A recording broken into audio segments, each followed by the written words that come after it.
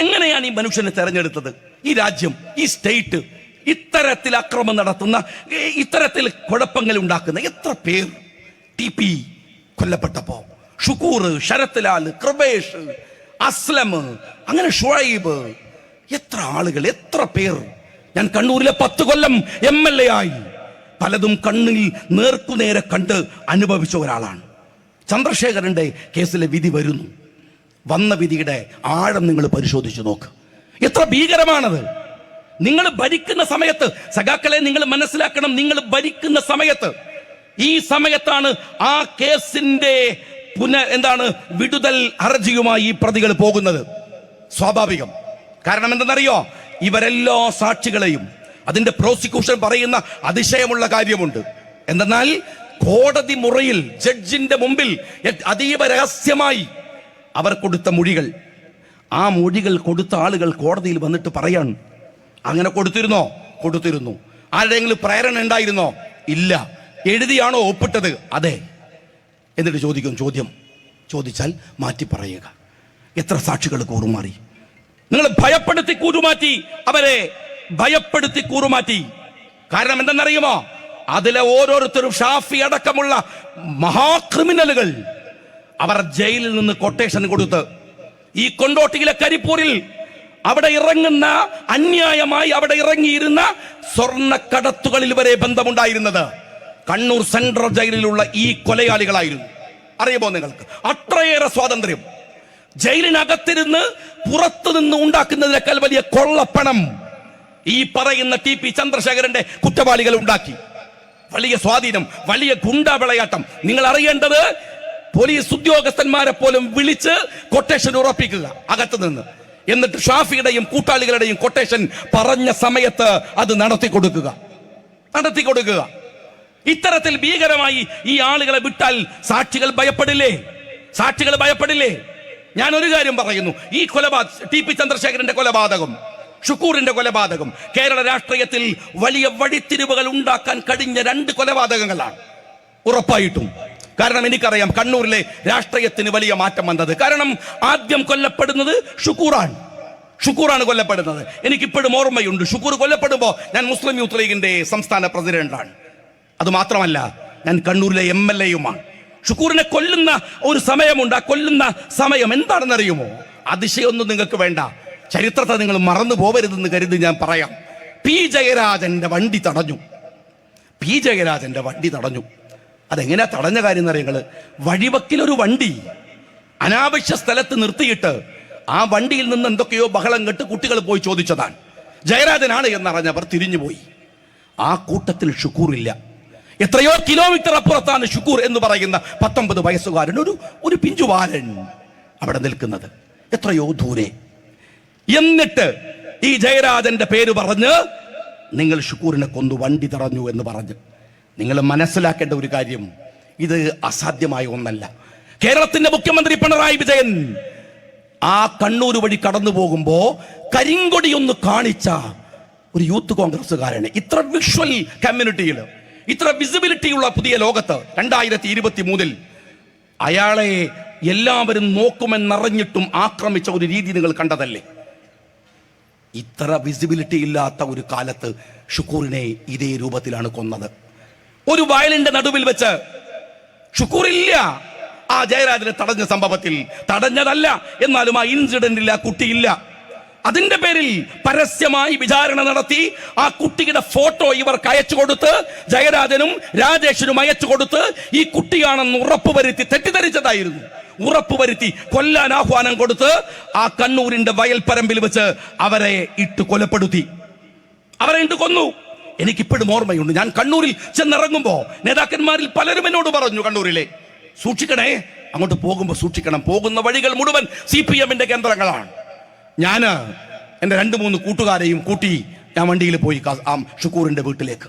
ഷുക്കൂറിന്റെ മയ്യത്ത് ഞങ്ങൾ എടുത്ത് ഖബറിലേക്ക് കൊണ്ടുപോയി വെക്കുകയാണ്. ഖബറിൽ ഷുക്കൂറിന്റെ മയ്യത്ത് ഇറങ്ങി. അതിന്റെ മുകളിലേക്ക് അവസാനം അനുജനോടൊരു യാത്ര പറയാൻ കയ്യിൽ മണ്ണെടുത്ത് ഞങ്ങളിങ്ങനെ ഖബറിന്റെ പുറത്തേക്ക് ഇട്ടുകൊണ്ടിരിക്കുമ്പോഴാണ് ആർപ്പ് വിളികൾ കേൾക്കുന്നത്. കരഞ്ഞു വിളിക്കുകയാണ് സ്ത്രീകൾ. ഞങ്ങൾ തിരിഞ്ഞോടി. ഞങ്ങൾ കുറെ ആളുകൾ ചെന്ന് നോക്കുമ്പോ ആ പൊന്നുമോന്റെ ഉമ്മ ആത്തിക്ക ഉമ്മ കിടക്കുന്ന വീട് ഈ കാപാലികന്മാരായ CPM-കാർ ആക്രമിക്കുകയാണ്. എന്തൊരു കഷ്ടമാണെന്ന് നിങ്ങൾ ഓർത്തു നോക്കൂ. നോർത്ത് ഇന്ത്യയിലെ കഥ പറഞ്ഞാൽ പോരാ സഖാവേ, ഈ കേരളത്തിലെ കഥ നിങ്ങൾ പറയൂ. കേരളത്തിലെ കഥ പറയും. ഞാൻ സാക്ഷിയാണ്, കണ്ണുകൊണ്ട് കൊണ്ട സാക്ഷി. അറിയുമോ നിങ്ങൾ? വീട് ആക്രമിക്കുകയാണ്. ഞങ്ങൾ അവരെ തിരിച്ചോടിച്ചു, മയ്യത്ത് കബറടക്കി. അത് കഴിഞ്ഞ് ഞങ്ങൾ തിരിച്ചു പോവുകയാണ്. ഞാൻ തിരിച്ചുപോയി. ഷുക്കൂറിന്റെ വീട് കഴിഞ്ഞ് ഇത്തിരി മുമ്പോട്ട് പോയി. ഇപ്പോഴും എന്റെ കണ്ണിൽ ആ സീനുണ്ട്. ഞാനിങ്ങനെ പോകുമ്പോ പെട്ടെന്ന് ഒരു കുന്നിൻ പ്രദേശം, ആ കുന്നിന്റെ മുകളിലേക്ക് നോക്കുന്ന നിമിഷം കാണുന്നത് മുഖം പൂർണ്ണമായി മറച്ചു കെട്ടി കുറെ ആളുകൾ അവിടെ മുകളിൽ നിൽക്കുന്നു. ഷുക്കൂറിന്റെ വീട്ടിൽ നിന്ന് ഇത്തിരി കിലോമീറ്റർ അധികം പോയിട്ടില്ല, 1.5 കിലോമീറ്റർ. പെട്ടെന്ന് കല്ലുകളും ബോംബുകളും വന്ന് വീടുകയാണ്. എന്റെ വണ്ടിയുടെ പിറകിൽ വന്ന് ബോംബ് പൊട്ടി. അവിടെ വല്ലാത്ത ഭയപ്പാടുകൾ ഉണ്ടായി. എല്ലാവരും വലിയ ബഹളം ഉണ്ടാക്കുകയാണ്. ഡ്രൈവറോട് വണ്ടി എടുക്കാൻ പറഞ്ഞ് എടുക്കാൻ പറ്റണില്ല. അദ്ദേഹത്തെ പിടിച്ചു വലിച്ച് ബാക്കിലേക്കിട്ട് ഞാൻ വണ്ടി എടുത്ത് അങ്ങോട്ട് പോയി. അവിടെ നിന്ന് രക്ഷപ്പെട്ടു. ഞങ്ങൾ മുമ്പോട്ട് പോയി. ഒരുപാട് ദൂരെ പോയി. SP ഉടനെ തന്നെ അന്ന് വളരെ പെട്ടെന്ന് SP വന്ന് ഞങ്ങളെല്ലാവരെയും ഒരുമിച്ച് ചേർത്ത് ഞങ്ങളെ കൊണ്ടുപോകാനുള്ള ശ്രമം നടത്തി ഒരു സ്ഥലത്തേക്ക്. ഞങ്ങളങ്ങനെ പോവാൻ ബക്കളം എന്ന് പറയുന്ന സ്ഥലം നാഷണൽ ഹൈവേയിൽ. ബക്കളം എന്ന് പറഞ്ഞാൽ നമ്മളിങ്ങനെ താഴെ കൂടെ പോകും, ഇത്തിരി മുകളിലാണ്. പെട്ടെന്ന് വണ്ടിയുടെ മുകളിലേക്ക് എറിഞ്ഞ ബോംബ് പുറത്തു പോയി പൊട്ടാണ് നാഷണൽ ഹൈവേയിൽ. ഇത് പോലീസ് റെക്കോർഡാണ്. അറിയുമോ നിങ്ങൾക്ക്? അവിടെ നിന്ന് ഞങ്ങൾ ഓടിച്ച് കണ്ണൂരിലേക്ക് എത്തിയ സമയമോ ആ സമയത്തെടുത്ത കൂടെ ഉണ്ടായിരുന്നവരുടെ ഭയപ്പാടുകളോ വണ്ടിയുടെ പരുക്കോ പറഞ്ഞാൽ പോലും തീർക്കാനാവാത്തത്. ആ ഒരു ദിവസം ഒരു പിഞ്ചു പൈതലിനെ കൊന്നിട്ട് ആ മയ്യത്ത് കബറിലിറക്കുമ്പോ ആ വീട് ആക്രമിച്ച പരമ രാഷ്ട്രീയത്തിലെ തെണ്ടികളാണ് ഈ പറയുന്ന ആളുകൾ. അറിയുമോ നിങ്ങൾ? എന്നിട്ടാണ് ഈ ഗീർവാണ പ്രസംഗങ്ങൾ ഇവർ നടത്തുന്നത്. ഞാനന്ന് MLA ആണ്. ഞാനന്ന് കണ്ണൂരിൽ പത്രസമ്മേളനം നടത്തി ഞാനന്ന് പറഞ്ഞു, ഷുക്കൂറിന്റെ കേസ് CBI അന്വേഷിക്കണം. പലരും ചോദിച്ചു അന്ന്, എന്ത് അബദ്ധമാണ് MLA നിങ്ങൾ പറയുന്നത്? അങ്ങനെ വരുമോ? CBIക്ക് വേണ്ടിയുള്ള പോരാട്ടമായിരുന്നു. ഒരുപാട് സമയം. ഞങ്ങൾക്ക് ഒരു കാര്യം ഉറപ്പാണ്, അന്ന് കോടതിയിൽ നിങ്ങൾ മനസ്സിലാക്കണം, അന്ന് പോലീസ് P. ജയരാജനെതിരെ ഇട്ട കേസ് 118 എന്ന് പറയുന്ന ദുർബലമായ കേസാണ്. ഞങ്ങൾ അന്ന് പത്രസമ്മേളനം നടത്തുമ്പോൾ പറഞ്ഞു, ഞങ്ങൾക്ക് വേണ്ടത് കൊന്നവനെയല്ല, കൊന്നവനെ വിട്ടേക്ക്, കൊല്ലാൻ ഉപയോഗിക്കുന്നത് വെട്ടിയ കത്തിയാണ്, അല്ലെങ്കിൽ എറിയുന്ന ബോംബാണ്. അത് ഇൻസ്ട്രുമെന്റ് ആണ്, ഉപകരണമാണ്. അതുപോലെ ഉപകരണമാണ് ആ കൊലപാതകികളായ രാഷ്ട്രീയക്കാരും പാർട്ടി പ്രവർത്തകരും. പക്ഷേ കൊല്ലാൻ പറഞ്ഞവനുണ്ടല്ലോ അവനെ വിടരുത്, കൊന്നവനെയല്ല. ആ മുദ്രാവാക്യം മുസ്ലിം യൂത്ത് ലീഗ് അന്ന് വിളിക്കുന്നത് അവിടെ വെച്ചാണ്. കൊല്ലിച്ചവരെ വേണം. നിങ്ങൾ മനസ്സിലാക്കേണ്ട ഒരു കാര്യമുണ്ട്. ആ കേസുമായി ഞങ്ങൾ മുമ്പോട്ട് പോകുമ്പോ ആത്തിക്ക ഉമ്മ, ഷുക്കൂറിന്റെ അനുജനെ പോലീസ് അറസ്റ്റ് ചെയ്തു.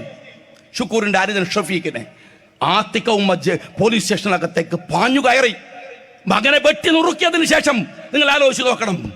അങ്ങനെ നിയമ സമരങ്ങളുമായി മുന്നോട്ട് പോകുന്ന സമയത്ത് എനിക്കിപ്പോഴും ഓർമ്മയുണ്ട്, തിരുവഞ്ചൂർ മറക്കാനാവാത്ത ഒരു അസാമാന്യമായ ധൈര്യം കാണിച്ച മനുഷ്യൻ 2 കേസുകളിൽ, ഒന്ന് TP വധക്കേസിൽ, മറ്റൊന്ന് ഷുക്കൂർ കേസിൽ. തിരുവഞ്ചൂർ തന്റെ മന്ത്രിസ്ഥാനം പകുതി വഴിക്ക് വെച്ച് നിർത്തിപ്പോകുന്നതിന്റെ അവസാന സെക്കൻഡിലാണ് ഷുക്കൂർ കേസ് CBIക്ക് വിടുന്നത്. അറിയുമോ നിങ്ങൾ? ഇന്നലെയാണ് ഷുക്കൂർ മരിച്ച ദിവസമല്ല, ഷുക്കൂർ കൊല്ലപ്പെട്ട ദിവസം. എന്നിട്ട് ഷുക്കൂറിനെ കേസ് ഏൽപ്പിച്ച വക്കീൽ ഒരു കോൺഗ്രസുകാരനായിരുന്നു. അയാൾ കൃപേഷിന്റെയും ശരത്ലാലിനെയും ഒത്തുകൊടുത്ത പോലെ ഈ വക്കീല് സ്വന്തക്കാരൻ എന്ന് പറഞ്ഞ് ഞങ്ങളെയും ഒത്തുകൊടുക്കാൻ ശ്രമിച്ചു. അവിടെയും പതറാതെ പിടിച്ചു നിന്നു. അവിടെ എനിക്ക് മറക്കാനാവാത്ത, അത് മാത്രല്ല, CBI വരുമ്പോ നിങ്ങൾ 118 ഇട്ട കേസിനെ CBI വന്ന സെക്കൻഡിൽ ഇട്ടത് 302 and 120B. കേസിന്റെ ഗതി മാറി. അവിടെ 2-3 പേരുണ്ട്. മരിച്ചുപോയ മർഹൂം മൗലവി സാഹിബ്, നിങ്ങൾക്ക് എല്ലാവർക്കും അറിയാം.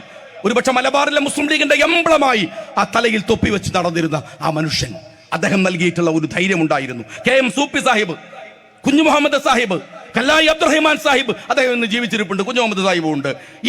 അവരാണ് ആ കേസിൽ അന്ന് ധൈര്യം തന്ന് കൂടെ നിന്ന് ഒരേപോലെ ഞങ്ങൾ പണം പിരിക്കാൻ തീരുമാനിച്ചു. വലിയ കേസാണ്. പണം പിരിക്കാൻ തീരുമാനിച്ചിട്ട് ആ തീരുമാനത്തിനെ ചലഞ്ച് ചെയ്ത് ഈ പറയുന്ന P. ജയരാജൻ കോടതിയിൽ പോയി. പിരിക്കാൻ പറ്റില്ല എന്ന് പറഞ്ഞു. പക്ഷെ ജനങ്ങൾ കൊണ്ടുവന്ന് തന്നു പൈസ. പക്ഷെ മറക്കാൻ നിങ്ങളെല്ലാവരും അറിയണം സ്നേഹമുള്ളവരെ. ആ ഷുക്കൂറിൻ്റെ കുടുംബം, ദാരിദ്ര്യമുള്ള കുടുംബം, ഒരു ചെറിയ ഒരു കുടിലിൽ താമസിക്കുന്ന കുടുംബം. ഞങ്ങൾ അവർക്ക് പിരിച്ചു കൊടുത്തത് കോടികളാണ്. ഈ നിമിഷം വരെ 10 റുപ്പിക കേസിൻ്റെ ആവശ്യത്തിനല്ലാതെ അവരിലാരും എടുത്തിട്ടില്ല. ആ കുടുംബം എടുത്തിട്ടില്ല. അവർ കരഞ്ഞു പറയുന്നത് ഞങ്ങൾക്ക് എന്തിനു പണം? ആത്തിക ഉമ്മ ഇപ്പോഴും ജീവിച്ചിരിപ്പുണ്ട്. എന്തിന് പണം? ഞങ്ങളുടെ മോനെ വേണം, മോനെ കൊന്നവരെ വേണം, അവർക്ക് ശിക്ഷ വാങ്ങി കൊടുക്കണം. ഇനി ഒരു ഉമ്മയും ഇതുപോലെ കരയരുത് എന്നാണ്. ഇപ്പോഴും 1 റുപ്പിക എടുത്തിട്ടില്ല. മറക്കാതെ ആ കേസുകൾക്ക് മുമ്പിൽ ഞാനിവിടെ പറഞ്ഞേ മതിയാവൂ. അഡ്വക്കേറ്റ് ലത്തീഫിനെ പോലെ, കണ്ണൂർ ജില്ലാ മുസ്ലിം ലീഗിന്റെ വൈസ് പ്രസിഡന്റ്, തളിപ്പറമ്പിലെ ദുബൈർ, കണ്ണൂർ ജില്ലാ മുസ്ലിം ലീഗിന്റെ സെക്രട്ടറി, ഈ ഷുക്കൂറിന്റെ ജ്യേഷ്ഠൻ ദാവൂദ്, ഈ 3 പേർ ആ കേസ് ഇന്ന് സുപ്രീം കോടതിയിൽ, ഹൈക്കോടതിയിൽ, എന്താണ് CBI കോടതിയിൽ കേസുണ്ട്. വിടുതൽ ഹർജി കൊടുത്തിരിക്കുന്നു പി ജയരാജനും ഈ പറയുന്ന ആരാണ് MLA ആയിരുന്ന രാജേഷും. ഞാൻ ഒരു കാര്യം പറയുന്നു, TPയുടെ കേസ് എങ്ങനെയാണോ രമ കൊണ്ടുപോയത്, ഓരോ ലീഗുകാരനും ആ ബാധ്യതയുണ്ട്. ഷുക്കൂറിനെ കൊന്നവരെ നിയമത്തിന്റെ മുമ്പിൽ കൊണ്ടുവന്നേ ആ യുദ്ധം അവസാനിക്കുകയുള്ളൂ. ഉറപ്പിച്ച് ഞാൻ പറയുന്നു. അവിടെയാണ് കേസുള്ളത്. അതിന്റെ പിറകിൽ പാർട്ടി പ്രവർത്തകരുമുണ്ട്, ഇപ്പോഴും ഉണ്ട്, നിരന്തരം ജാഗ്രതയോടെയുണ്ട്. നിങ്ങൾ മനസ്സിലാക്കേണ്ട ഒരു കാര്യമുണ്ട്. TP ചന്ദ്രശേഖരന്റെ കേസിന്റെ വിധി വരാൻ പോകുന്നു. എങ്ങനെയാണ് വിടുതൽ പരാതി കൊടുത്തു നിങ്ങൾ? ആ വിടുതൽ പരാതി കൊടുത്തിട്ട് പിന്നെയും ശിക്ഷിച്ചു 2 പേരെ. അതിനർത്ഥം എന്താണ്? കേസിലെ കീഴ്ക്കോടതിയുടെ വിധിയിൽ വീഴ്ചയുണ്ടെന്നല്ലേ? അതാണ് പ്രശ്നം. വീഴ്ചകളുണ്ട്. ഈ രാജ്യത്തിലെ നിയമവ്യവസ്ഥ അനുസരിച്ച് ആ വീഴ്ചകൾ തിരുത്തണം. നിങ്ങൾ ഈ ചന്ദ്രശേഖരന്റെ കേസും ഷുക്കൂറിന്റെ കേസും വരുമ്പോൾ ഒരു ധീരനായ പോലീസ് ഓഫീസർ ഉണ്ടായിരുന്നു, സുകുമാരൻ, DYSP. നിങ്ങൾ TV-യിലൊക്കെ കണ്ടിട്ടുണ്ടാകും. ആ മനുഷ്യൻ റിട്ടയർ ചെയ്തവരെ CPM-കാരൻ ആകാവുന്ന അത്രയും പീഡിപ്പിച്ചു. ഇന്ന് മനോരമയിൽ വാർത്തയുണ്ട്, അന്ന് കേസ് അന്വേഷിച്ച പലരെയും പീഡിപ്പിച്ചു. എന്നാൽ ഞാൻ ഒരു കാര്യം പറയട്ടെ, കേസിന്റെ ഏതോ ഘട്ടത്തിൽ എവിടെയോ വെച്ച് ഒരു ആഭ്യന്തരമന്ത്രിക്ക് അല്ലെങ്കിൽ ഭരണകൂടത്തിന് എത്രമേൽ അതിൽ ഇൻവോൾവ് ചെയ്യുക, അത്രമേൽ സ്വതന്ത്രമായാണ് അദ്ദേഹം വിട്ടുകൊടുത്തിരുന്നത്. പക്ഷേ എവിടെയോ വെച്ച് ചന്ദ്രശേഖർ കൊലപാതകത്തിലെ ചില മാറിപ്പോകലുകൾ ഉണ്ടായിട്ടുണ്ട്. ഞാൻ അതാണ് മെനഞ്ഞാന്ന് പറഞ്ഞത്. അതറിയണമെങ്കിൽ നിങ്ങൾക്ക് ആ കേസിന്റെ പിറകിൽ മീഡിയക്കാർ പോകട്ടെ. പല ഉദ്യോഗസ്ഥന്മാരെയും അനുഭവിച്ചത് പറഞ്ഞല്ലോ. എന്നാൽ ഗവൺമെന്റിന്റെ ആനുകൂല്യം പറ്റിയ ഉദ്യോഗസ്ഥന്മാരുണ്ട്, ക്യാബിനറ്റിന്റെ ആനുകൂല്യം പറ്റിയ ഉദ്യോഗസ്ഥന്മാരുണ്ട്. അല്ലായിരുന്നുവെങ്കിൽ മോഹനൻ മാഷ് എന്ന് പറയുന്ന ആസൂത്രണം നടത്തിയവൻ, കോഴിക്കോട് ജില്ലാ CPM സെക്രട്ടറി, മറ്റൊന്ന് പിണറായി വിജയൻ, അദ്ദേഹം അടക്കം ഈ കൊലപാതകത്തിന്റെ ആസൂത്രണത്തിൽ ഇല്ലെന്ന് പറയാൻ എങ്ങനെ കഴിയും? ഞാൻ ചോദിക്കുന്നത്, വളരെ കൃത്യമായി ചന്ദ്രശേഖർ കൊല്ലപ്പെട്ടിട്ടും അവിടെ പോയി ദാക്ഷിണ്യമില്ലാതെ ഇവൻ പുലങ്കുത്തിയാണ് എന്ന് വിളിച്ചു പറഞ്ഞവന്റെ പേരാണ് പിണറായി വിജയൻ എന്ന് പറയുന്നത്. അയാളില്ലെന്ന് വിചാരിക്കുന്നുണ്ടോ? TPയുടെ കേസും അങ്ങനെ തന്നെയാണ് പോകുന്നത്. ഈ കൊലപാതകം, മറ്റൊരു കാര്യമുണ്ട്, കുഞ്ഞനന്ദൻ മരിച്ചപ്പോൾ ഞാൻ പറയട്ടെ, നിങ്ങൾ അതിന്റെ പേരിൽ കൊല്ലാൻ പറ്റുമെങ്കിൽ തൂക്കിക്കൊല്ല്. എനിക്ക്